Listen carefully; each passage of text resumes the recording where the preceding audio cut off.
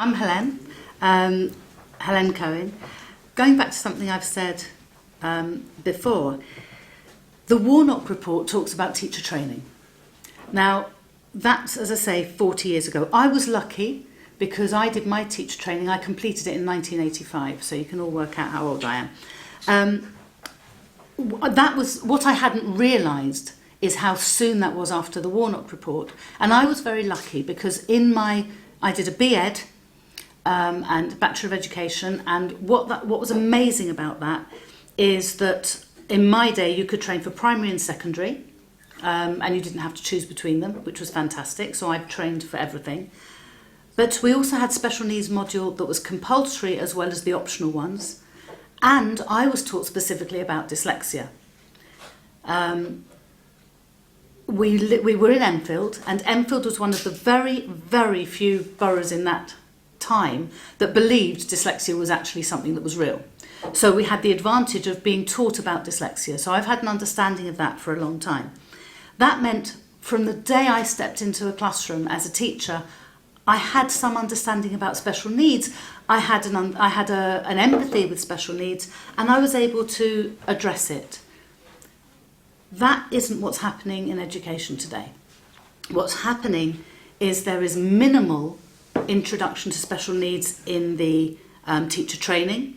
I've been lecturing on a foundation degree in childhood and education studies. I've been lecturing to a special needs cohort, and I was asked to do the module on introduction to special needs. I'm thinking, wow, that's great. I've got all my strategies. I have my puppets ready. I had my fidget strings. I had everything with me to do.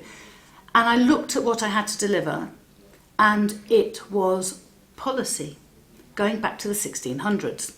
And we had 4 contact sessions, plus obviously some non-contact stuff that they do. It was all based around policy. Anything about specific needs came from them into their work.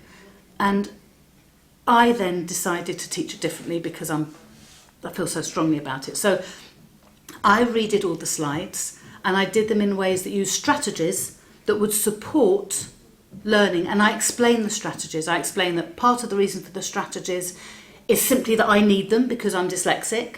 The mere fact I said that openly and said I'd only just been diagnosed, or assessed, whatever you want to call it, I had people telling me, oh, I'm like that, and adults thinking they might go for assessments for the first time in their life. But also I was able to explain strategies. For example, I alternate colours. I put fewer words on the board. So you're not just bombarded by text that then paralyses you.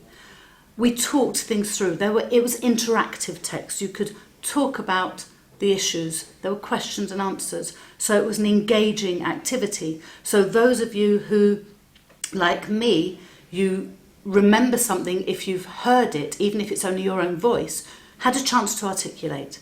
I gave everybody a fidget string so that anybody who finds it hard to sit still had something to fidget with. I talked about the reasons for using puppets. We use puppets all the time. They can be used to engage children.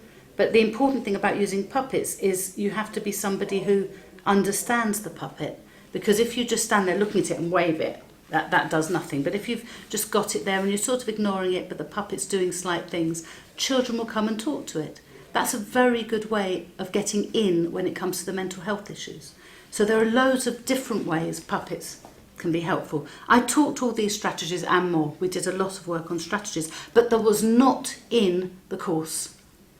And I'm sure that at some point they will get something. I'm hoping, praying, that at some point they get something. But these people have been doing a course from September. I was doing my bit February and March, and it's the first time anyone has said anything about you could help someone in your class by doing this. That bothered me.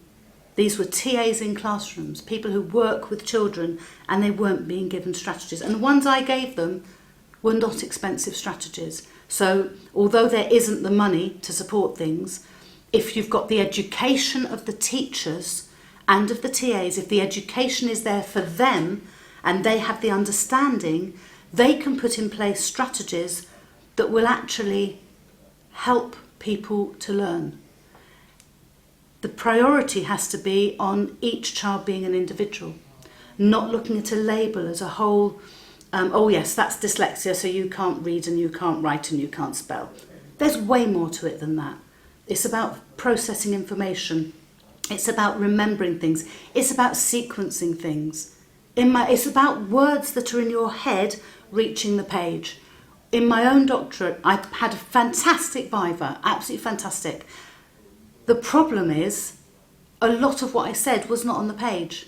And if you'd have said to me that's not on the page, I wouldn't have believed you. But by having somebody else read it to me, I was able to say, oh, that was only in my head.